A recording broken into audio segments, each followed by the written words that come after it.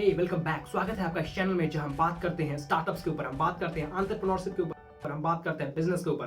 तो आज बात कर रहे हैं हम इलॉन मस्क के ऊपर। रियल लाइफ टोनी स्टार को अगर हम किसी से कंपेयर करते हैं तो इलॉन मस्क से बेहतर कोई नहीं हो सकता है। इलॉन मस्क का जन्म साउथ अफ्रीका में हुआ था। ये south African Canadian American businessman है। इनका जन्म साउथ अफ्रीका में हुआ था। उसका इन्होंने 17 साल की उम्र में ये शिफ्ट हो गए थे कनाडा में, और कनाडा में से वो चले गए थे कनाडा के क्वींस कॉलेज से। फिर उनका मन हुआ अमेरिका जाने का, क्योंकि उन्हें लगता था कि अमेरिका में इनोवेशन का बहुत ज़्यादा स्कोप है और वहाँ पे इनोवेशन करने का बहुत तरह तरह के उपाय होंगे। तो उन्होंने फिर अमेरिका चले गए। तो इनका जो बचपन का जन्म था वो इनके माता पिता, यानी कि उनकी माता जो थी वो मॉडल थी, सुपर मॉडल थी, और उनके पिता जो थे वो इंजीनियर थे। तो बचपन में उन्हें बहुत ज़्यादा बुली किया जाता था जब वो स्कूल में जाते थे, क्योंकि वो इंट्रोवर्ट भी थे। एक बार तो हद ही हो गया, जब वो कॉमिक्स बुक पढ़ रहे थे सीढ़ी के ऊपर, तो उनके क्लासमेट्स ने उसे पीछे से धक्का मार दिया, जिनके कारण से उन्हें चोट भी लग गई और कुछ दिन तक उन्हें हॉस्पिटल में भी रहना पड़ा था। तो ये बात उन्हें एक इंटरव्यू में भी बताई थी। तो इलॉन मस्क अब वो अमेरिका जब आ गए, तो अमेरिका में वो जब 20 साल की उम्र में उसने इधर उधर इनोवेशन करने लगा, और पेनिसिल्वेनिया यूनिवर्सिटी से उन्होंने पढ़ाई की। उसके बाद उन्होंने जिप2 नाम का एक कंपनी खोली, जिसमें जिप2 एक ऐसा कंपनी थी जो कि आसपास उस समय .com का बबल आ रहा था, .com बढ़ने वाला था। तो उस समय उन्होंने वेबसाइट तैयार की। उन्होंने एक इंटरव्यू में कहा भी है, work super hard. Super hard means if someone is working 40 hours in a week and you are working 100 hours in a week, you will compete twice faster than any other।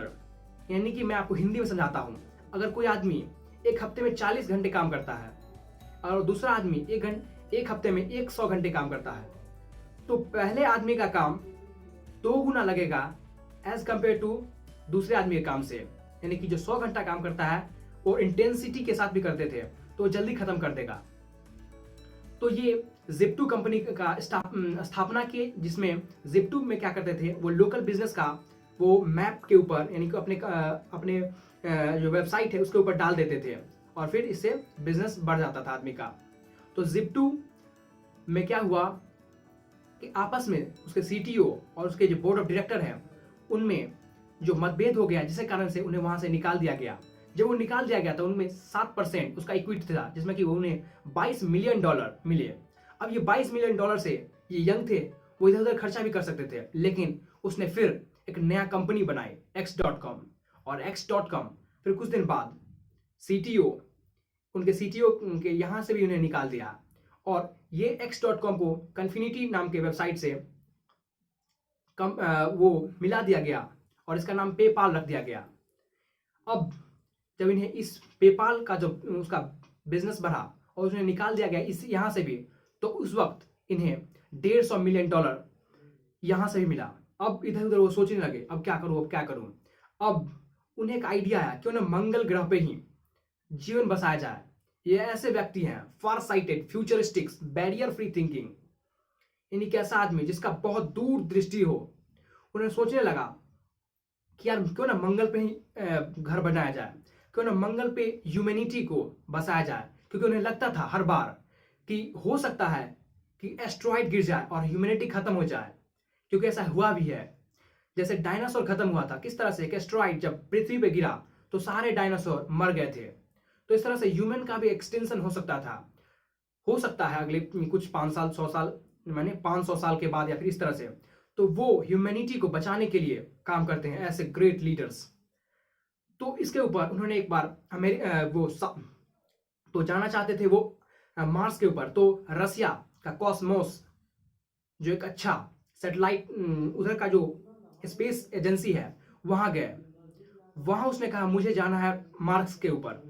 तो उसने कहा कि $8 million लगेंगे। तो उन्होंने कहा इसे तो बहुत ज्यादा है। जब नेगोशिएट किए तो उन्हें उनका प्रोजेक्ट को रिजेक्ट कर दिया गया। तो ये फर्स्ट प्रिंसिपल से सोचने लगे कि अच्छा, रॉकेट बनाने के लिए क्या क्या जरूरत पड़ता है। तो उसने पढ़ के, सेल्फ टॉट एक प्रोग्रामर है ये, self taught programmer and self taught rocket scientist, पढ़ के किताब, इंटरनेट, इंसाइक्लोपीडिया सबसे पढ़ के इनके पास आइडिया आ गया। और भी बहुत सारे जो ऑलरेडी काम करते थे उस स्पेस एजेंसी में उनसे बात करके इनके पास अब आइडिया आ गया कि रॉकेट को खुद से बनाने लगे। और उन्होंने अपना जो $150 मिलियन कमाया था उसको $100 मिलियन सीधे एक नया कंपनी स्पेसएक्स लॉन्च किया, जिससे वो मैंने रॉकेट को बना रहे थे। उसके कुछ ही दिन बाद उन्हें रॉकेट लॉन्च करना था, तो उनका जो फर्स्ट लॉन्च था उनके लॉन्च पैड पे ही ब्लास्ट हो गया उनका रॉकेट किसी इशू के कारण से। और दूसरा लॉन्च में ऑर्बिट तक पहुंच ही नहीं पाया उनका रॉकेट, और तीसरा लॉन्च में ऑर्बिट तक तो पहुंचा लेकिन ऑर्बिट के बाद ऑफ रूट हो गया। और ये 3 बार लगातार हार मानने के बाद, 3 बार लगातार फेल्यूर होने के कारण से अब इन्वेस्टर पैसा देने के लिए तैयार नहीं था। अब इन्वेस्टर कह रहा था कि भाई अब तू छोड़ दो, अब तू बंद कर, बिजनेस खत्म कर इसको। लेकिन बोला एक ट्राई और मैं करूंगा, एक ट्राई मैं और करूंगा।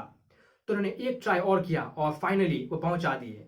सिर्फ वो पहुंचाए ही नहीं, वो उनका रीयूजेबल रॉकेट, कोई सोच भी नहीं सकता था कि किस तरह से उन्होंने रीयूजेबल रॉकेट, एक प्राइवेट ऑर्गेनाइजेशन जो रीयूजेबल रॉकेट बना दिया, जो कि कोई गवर्नमेंट ऑर्गेनाइजेशन भी नहीं किया था।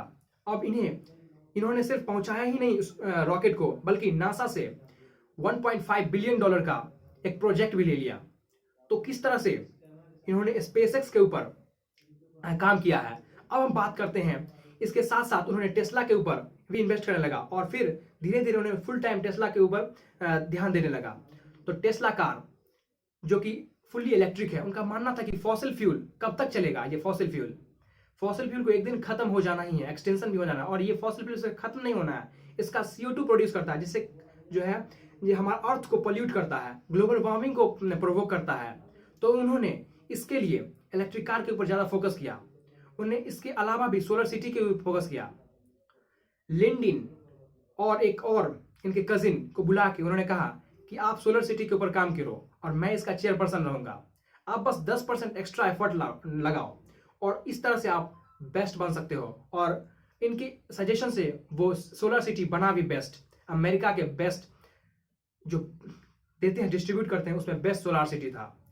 अब ये बंदा इतना ही नहीं किया, एक बार ये ट्रैफिक जाम में फंसा हुआ था, तो कोई और बंदा रहता तो सोचता यार क्या किस तरह से ट्रैफिक है। उन्होंने सोचा कि यार ट्रैफिक को किस तरह से कम किया जा सकता है, क्योंकि अमेरिका जैसे शहर में इतना पॉपुलेटेड है और सिर्फ 2D रोड है, तो उन्होंने सोचा कि 3D रोड बनाना ठीक होगा। तो उन्होंने कहा कि I am going to start Boring Company पे ट्वीट किया और फिर कहा कि ये बोरिंग कंपनी में क्या होगा, यानी कि किसी भी जो 2D रोड है उसको 3D बना दिया जाएगा, यानी कि टनल्स के थ्रू हम पास करेंगे। और उसके कुछ 2-3 ट्वीट किया, उसके बाद कहा कि द कंपनी का नाम होगा द बोरिंग कंपनी। इस तरह से उसका बोरिंग कंपनी है। अब हाइपरलूप भी बना रहे हैं।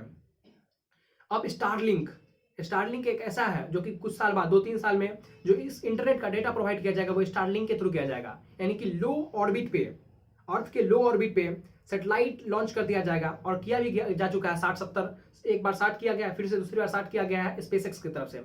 और ये इसका रजिस्ट्रेशन भी हो रहा है, $99 से आप रजिस्टर कर सकते हो। और 2022 के लमसम में ये इंटरनेट डेटा, जिस तरह से हम टाटा स्काई का लेते हैं सिग्नल, इस तरह से हम अपना यूज करते हैं, टाटा स्काई को देखते हैं टेलीविजन सीरियल्स एंड ऑल, उसी तरह से छत्ता लगा के, इस तरह से डिस्टिना लगा के आप इंटरनेट डेटा को आप प्रोवाइड करोगे और दुनिया के किसी भी कोने में ये प्रोवाइड किया जा सकता है। और इंटरनेट का क्वालिटी हाई एंड क्वालिटी होगा।